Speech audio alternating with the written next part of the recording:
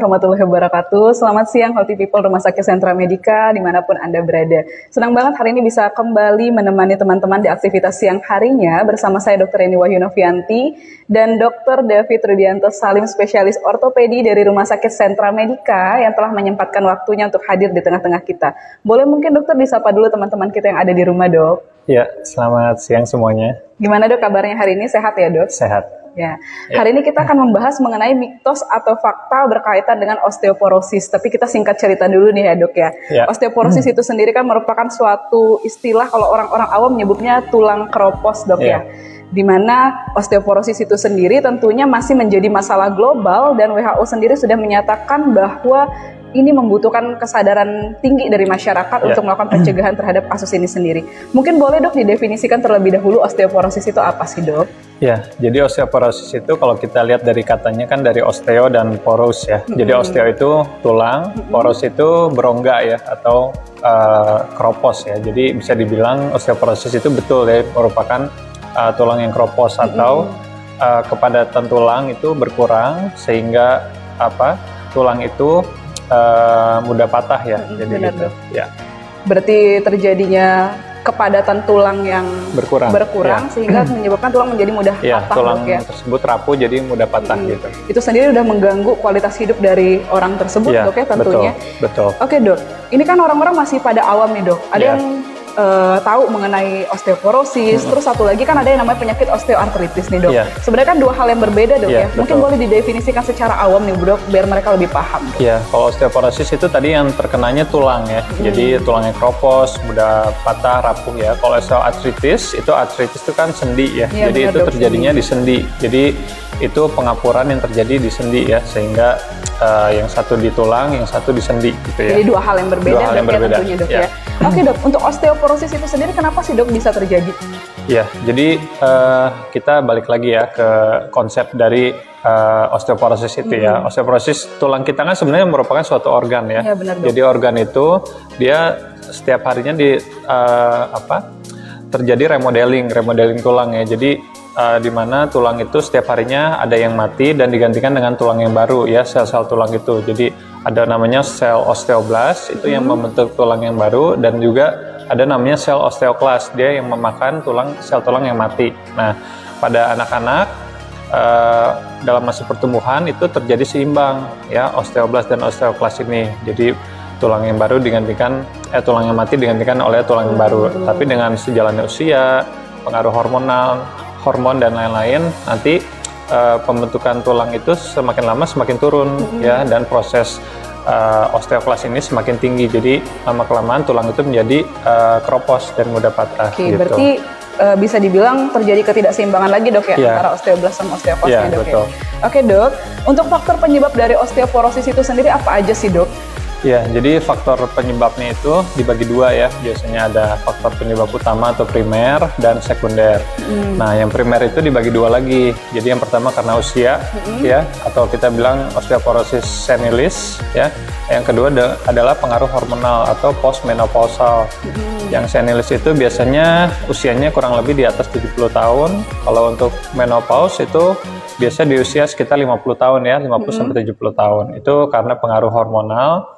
Dan yang sekunder ini dia terdapat underlying disease, jadi terdapat penyakit yang bisa menyebabkan pengeroposan tulang ya. Contohnya penyakit metabolik ya, seperti hipertiroid ya, diabetes mellitus tipe 1 ya, ada juga penyakit gagal ginjal, cancer ya.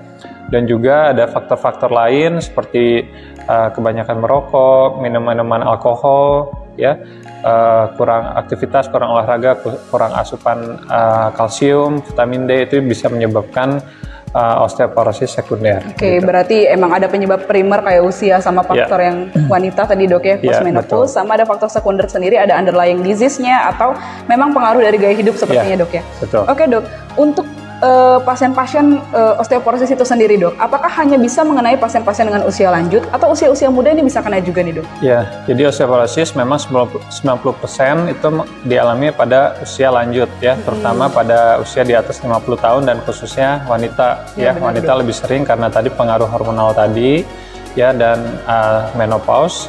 dan bisa juga 10% lagi itu bisa terkena di usia mana saja.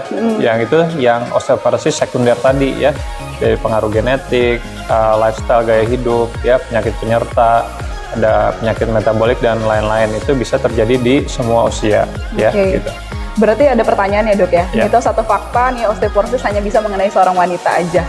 Ya, jadi mitos ya. Mitos dok ya. Karena memang bisa terkena dua-duanya, wanita dan pria, tetapi memang rentan lebih banyak pada wanita karena pengaruh hormonal tadi ya. Jadi kalau dari WHO itu 1 dari 3 itu resiko terkena osteoporosis pada wanita, 1 dari 3 di atas 50 tahun, kalau pada pria itu 1 dari 5. Oke, berarti mungkin persentasenya dok ya, lebih tinggi di angka wanita dibandingkan dari pria, tapi nggak menutup kemungkinan laki-laki juga bisa mengalami osteoporosis itu sendiri.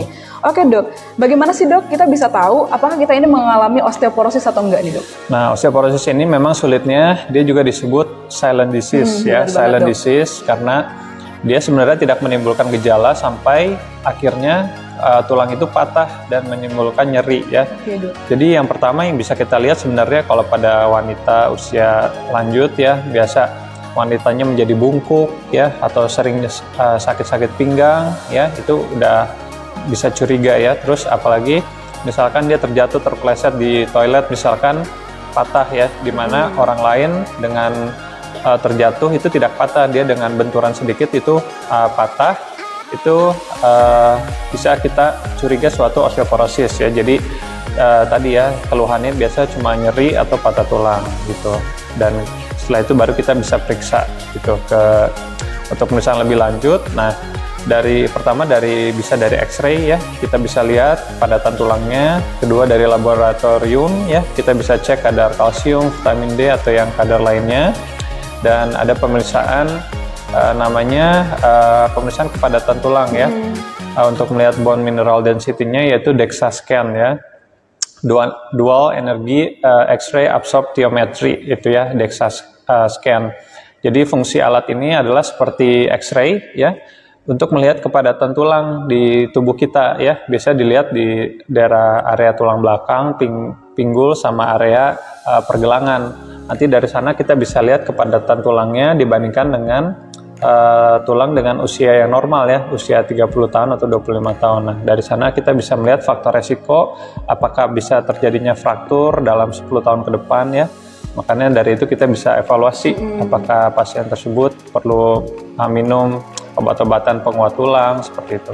Oke dok. Ya. Oke dok, berarti gimana sih dok? Maksudnya kan ini kan orang-orang pada bingung dok ya. Kapan sih mereka harus memeriksakan diri mereka dok ke dokter ketika mereka ragu-ragu nih? Ini udah mulai tanda-tanda nggak ya untuk osteoporosis? Jadi yang pertama kita lihat usianya, biasanya usia di atas 50 tahun ya, terus wanita dan sudah memasuki usia menopause itu boleh dicek ya.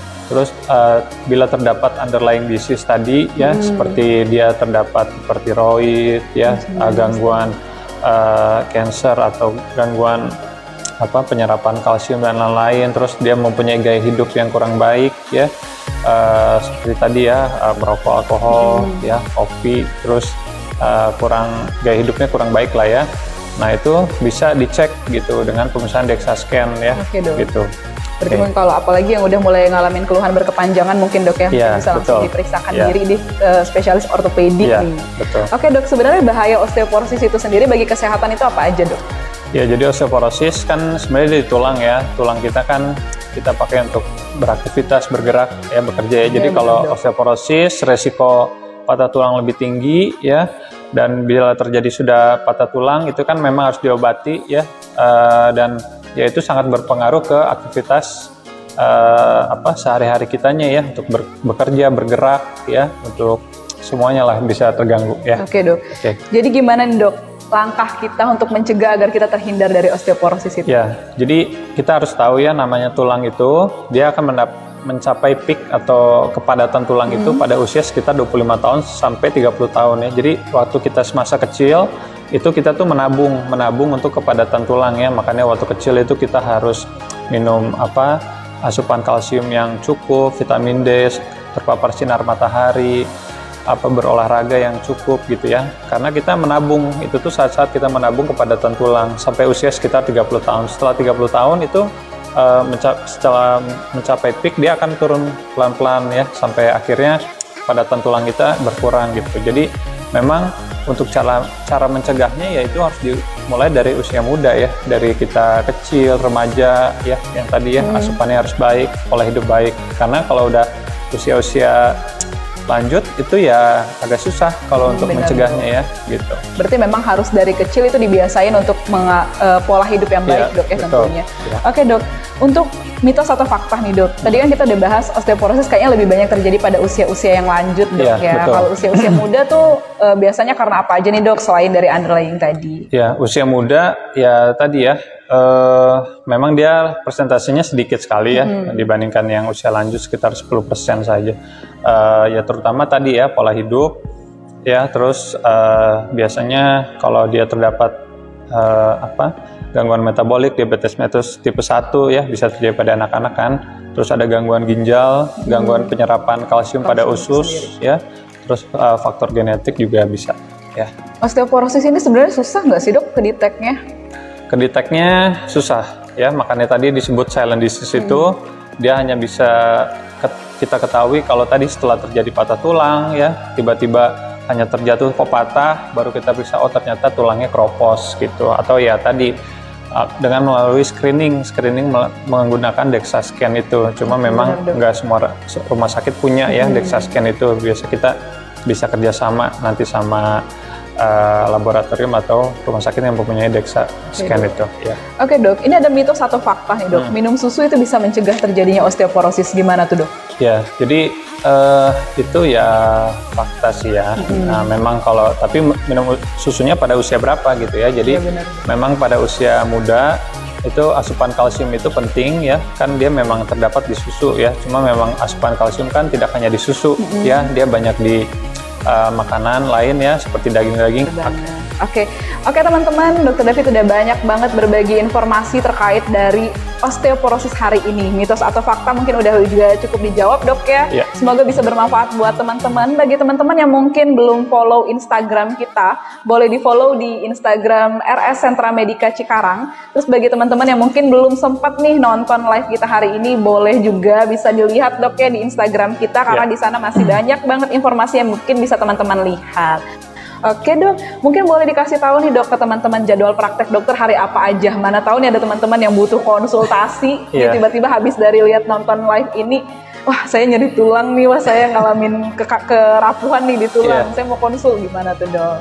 Ya, jadi poli saya, praktek saya itu Senin sampai Sabtu ya. Oke, dicatat Senin sampai Sabtu, jam berapa nih dok? Senin sampai Jumat itu dari jam 10 ya sampai jam 5 ya sore ya.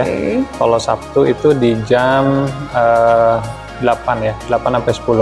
Oke, gitu, berarti pagi. Senin Jumat dari jam 10 sampai jam 5 dok ya. Kalau misalnya Sabtu dari jam 8 sampai jam 10 pagi. Bagi teman-teman yang pengen konsultasi berkaitan dengan keluhan yang mungkin udah kita bicarain tadi, boleh banget kunjungin Dr. David Rudianto, spesialis ortopedi di Rumah Sakit Sentra Medica. Oke dok, mungkin dari kita udah cukup dok ya. Semoga bermanfaat buat teman-teman. Apabila ada salah kata dan perbuatan kita mohon maaf. Oke dok, mungkin boleh di say hello ke teman-teman semuanya dok.